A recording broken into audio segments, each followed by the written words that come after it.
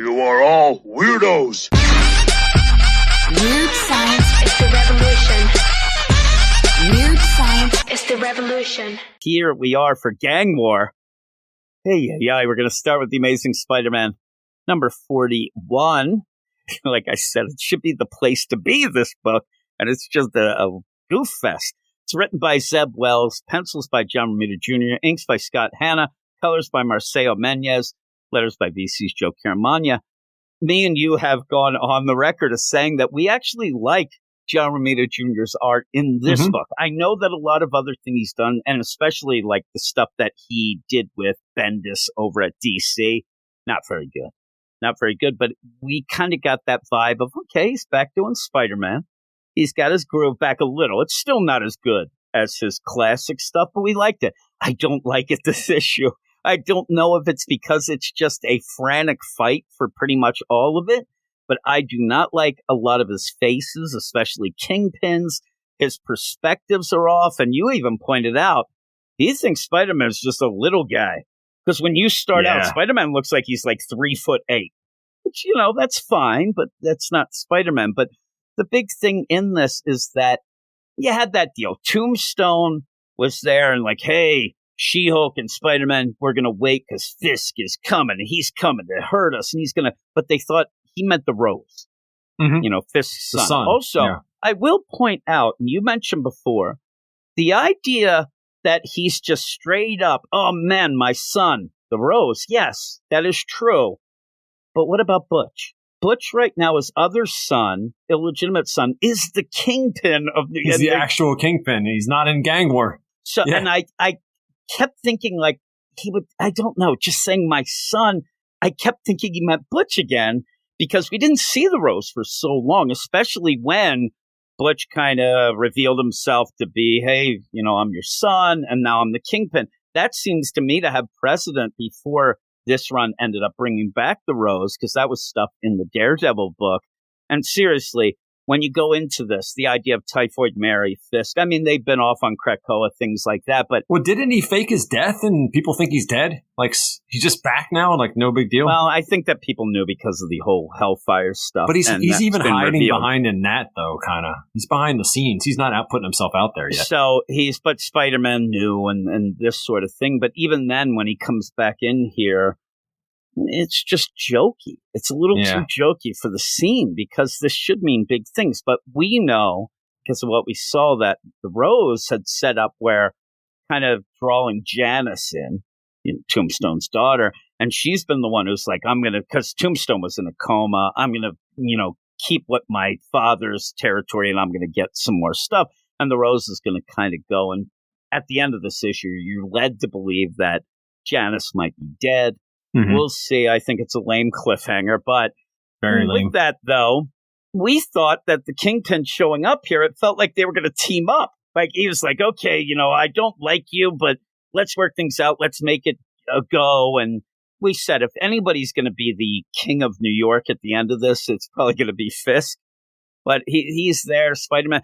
And right away, you get these jokes, and I'm sure some people, it tickled their fancy, but when I'm dealing with something that I need to get bigger, and I need to get maybe a little darker, or make more sense, and you end up having Typhoid Mary behind Fisk going, yoo-hoo, to Spidey and She-Hulk, to the point where you can't even pay attention to whatever dialogue Fisk and Tombstone are at, and this is a big confrontation. She's making crazy faces behind us. Is he going for Harley Quinn here? What's he doing? That's what it seems. And I know that Typhoid Mary has a different sort of person, but this isn't the time for it.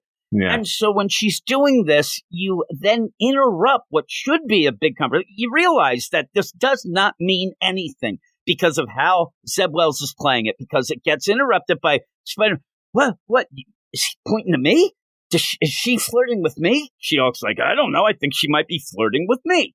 Yeah. And so it's that whole play. And it is that uncomfortable deal. Like if somebody waves and they waving to me? Or they, but it just keeps going on.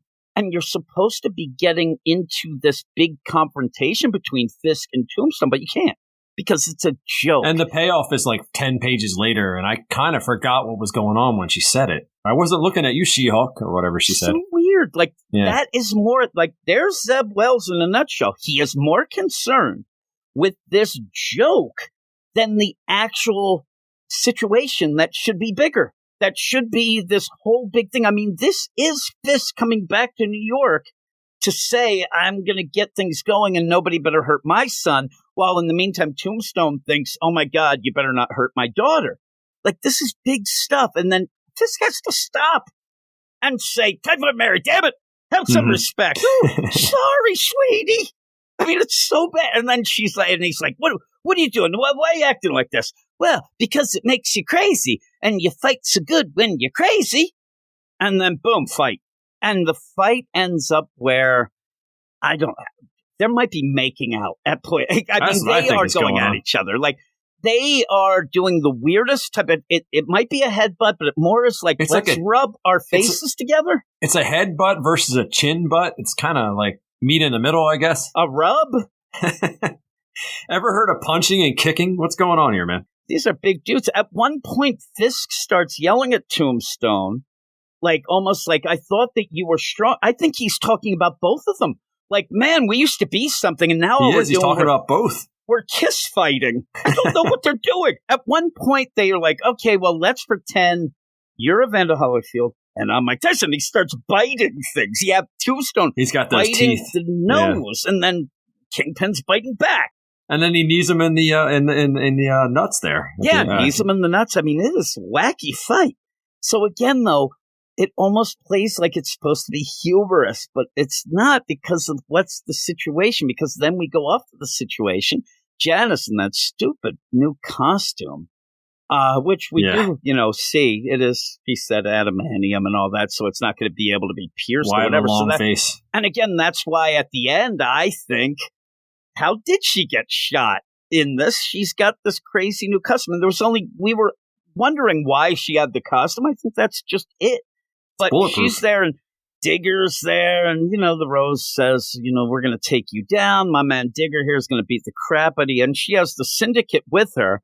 And even then, you can't take it so seriously. Digger's just screaming. At one point, Digger's like, oh, man, I want to fight. He's like, why aren't you then? They're just standing around. And he's like, oh, okay. And then he grabs them. And then you end up having, I guess it was White Rabbit goes, how dare you just grab appendages? Like he's going to get canceled.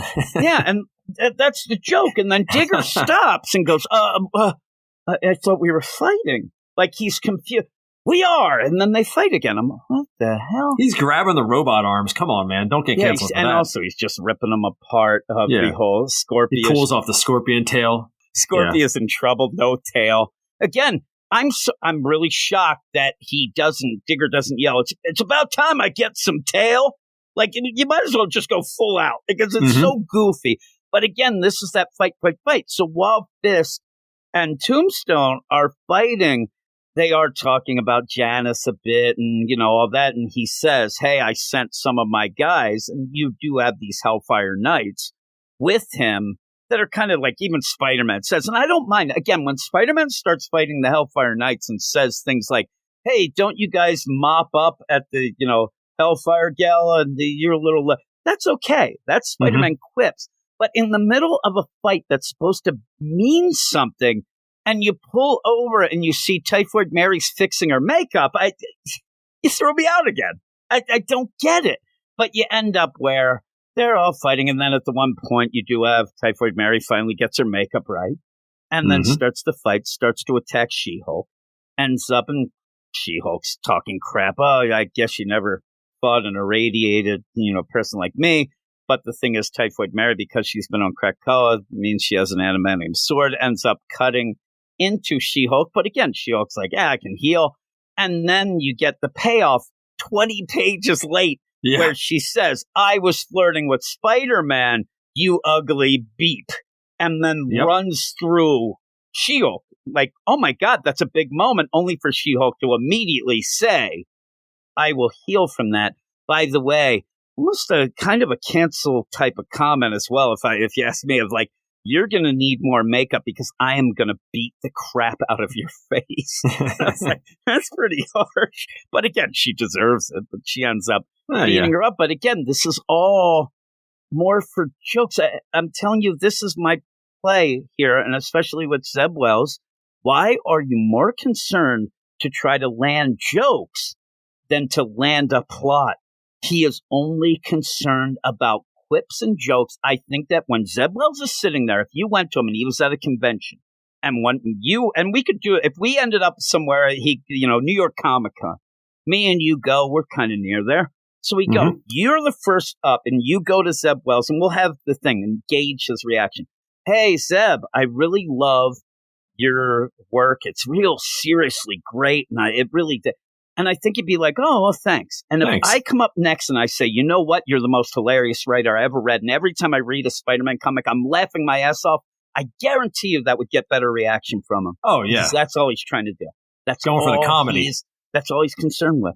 He wants to hit these jokes, and I want to hit maybe him, allegedly. I don't need to be canceled, but you end up where, speaking of hitting, either Tombstone and Kingpin, are they hitting each other or are they hitting on each other? Because I can't tell.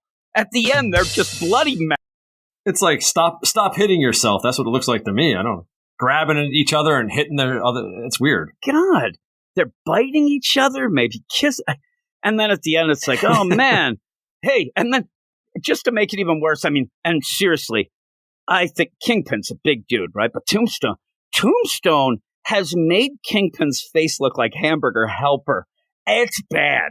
And you get a phone ring. Here's kind of oh, wait a minute, I got to take that. Just stop fighting. Yeah, sure. Stop the fight. Go take your stupid phone call. No big deal. I got to get that. Huh? Yeah? Okay, yeah. It's over. And then you see the, surprise look of Tombstone, like, okay. Even at the one point when the phone rings, Typhoid Mary is getting the crap kicked out of her by She-Hulk. It's like, ha, it's good news.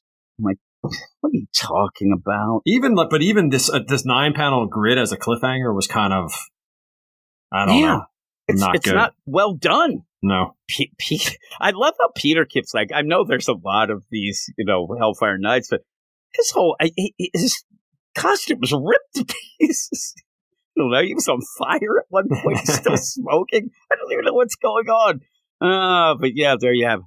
So, and what happened is that these Hellfire Knights, but in a way that they look like they're from like Warhammer, they come in with laser guns and they're blasting away, and that's when you get the call. They come in, light them up. All right, we'll see. But I think that's a misdirect. We'll see what happens. Well, I think that again, it's like I put my money on that. And this new outfit seems to be pretty impervious, but we'll see. We'll see how it goes. I don't know.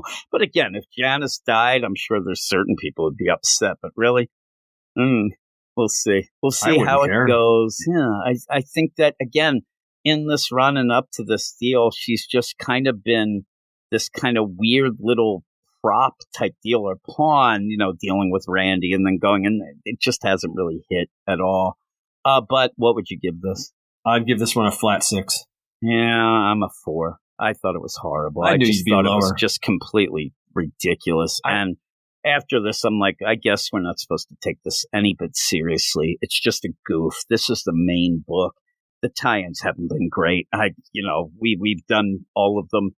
They haven't been great. So you rely on this, the basis and pretty much the foundation. And it's a foundation of jokes and a foundation of stupid, one-liners. And it's not working for me. Hey, all you weirdos, if you like comic book shows, podcasts, videos, please check the description of this video where you can see links to all of our podcast shows, websites, all of that. And if you want to help us out for everything that we do, you can click on that Patreon link in the upper left-hand corner and check out our Patreon, where you can go right now and get a 7-day free trial to see all the stuff that we do, shows that are Marvel, DC, indie, manga, and even more. So check all that out, and I'll talk to you all later. Weird science is the revolution.